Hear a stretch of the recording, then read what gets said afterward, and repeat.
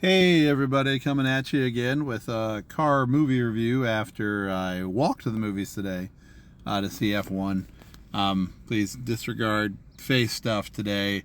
One of my walks the other day, I went to war with a group of, well, I'm going to say group, it was probably an entire army of mosquitoes. And yeah, I am chewed up. I ended up, the whole story, me trying to fight them off with my backpack that had my laptop in it. Didn't go well. But I think I took out as many of them as they gave me bites. So we'll call it a draw, mosquitoes. So anyway, I went to see F1 and want to talk about it a little bit with you. So those of you who follow me know that I'll go and watch a movie and then I want to process that movie. And so let me process F1 with you and tell you whether or not you'll enjoy it or what not if you see it. So first of all, I guess just let me premise this out as well. I took students as a teacher. I took students last week on a trip to Ireland and England. And at one point we were in London and we had just come out of dinner at a restaurant and we were walking to catch our bus near Piccadilly and just happened to hear this loud music and these kind of fanfare. And lo and behold, we found ourselves at the F1 premiere in London, seeing Brad Pitt, seeing Tom Cruise, the whole cast walking through.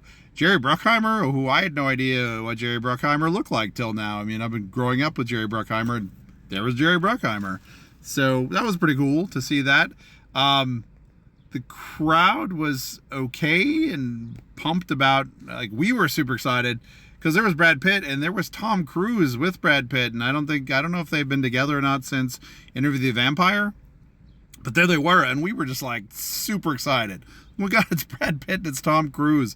No small thing to tell you that I have been a Brad Pitt fan forever. I mean, since high school. Now, originally, I kind of dismissed Brad Pitt, like I think many people did, as kind of that pretty boy role, and they just have him in that. Like, Legends of the Fall was okay, but it was like, River Runs Through It started to turn my mind. One may have come before the other, but really when Brad Pitt turned me into a huge Brad Pitt fan was 12 Monkeys. 12 Monkeys is my Brad Pitt awakening. Like, oh my God, this guy is incredible. The things that he will go out and do. And then, beyond that, everything that's come after that, I've just been a huge Brad Pitt fan. So I apologize for the early days when I was like, Brad Pitt. Maybe it was because in Growing Pains, he played two really awful characters to Carol and to Ben, but still, acting, right? But yeah, 12 Monkeys, Fight Club, Brad Pitt, top notch. This movie is great, and it's a lot of introspective Brad Pitt growing older, having to look back at his life as younger, as now new people taking over. And I think a lot of times we're seeing that, and I think I gravitate towards those movies as well as somebody who's reaching up into my late 40s, early 50s, the younger generation coming up. And I think we saw this in Top Gun Maverick and some of the movies we've been seeing, Life of Chuck. Gen X, we were kind of the thing, and now we are becoming the people. And I tried to think back as I watched this movie to movies we saw growing up, where baby boomers were getting kind of that midlife crisis, and now we've become them. So this movie's really great with that. And so I like it on that point. I like the plot. I like the story. It's about 3 hours long, and I kept thinking in this, is there anything that could cut in this movie? And I would say no. I think the story serves itself. It's a great story. It's Formula One, so it is pretty much a formula story in itself. Pick a sports movie, and you've got that kind of feeling, right?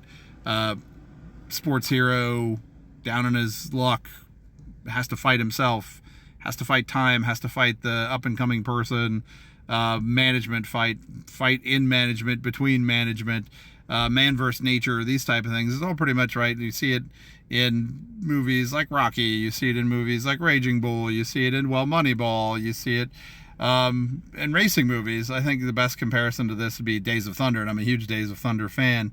Even in cars, right? So a lot of these racing movies are the formula, they work, and hey, they work because they work, but it's a great story, still a great story, and it's told in a whole way. It's basically all the, like Joseph Conrad said, it's all the hero's journey, right? You have your hero, he's stuck in a position somebody comes to pull him out of that life into the crossing the threshold, and that person in this movie is Javier Bardem, who does a fantastic job. I love Javier Bardem. And then he's got to go for the cave, right? And he's got to fight the villains. He's got to fight the major nemesis to get the goal that he wants in the cave. It's the hero's journey, but it's the hero's journey as told through F1 racing. And I don't know a lot about racing. What I know about racing is from, like I said, movies like Days of Thunder, in Indianapolis. So people talk about the Indy 500 all the time. Mario Kart, which I was never very good at, but still understand if you play Toad in a certain way, you get that superpower. So just a well-rounded movie. Trying to remember all the names of the new cast members. Idris, last name Idris, who great characters, great development. Again, it's a formulaic story, but they do it in a fun, original way that I think at 3 hours is still super entertaining. I was on the edge of my seat.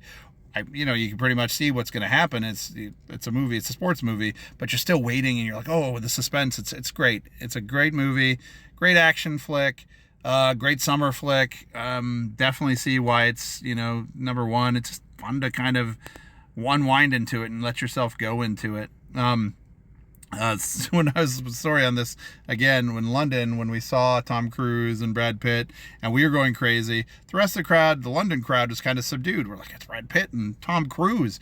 It was when Lewis Hamilton came out, who was a Formula One racer. Yes, so correct me on it. The crowd went nuts at the park at the premiere, and I went to this movie like, oh, this Lewis Hamilton guy must be like top notch all over this thing.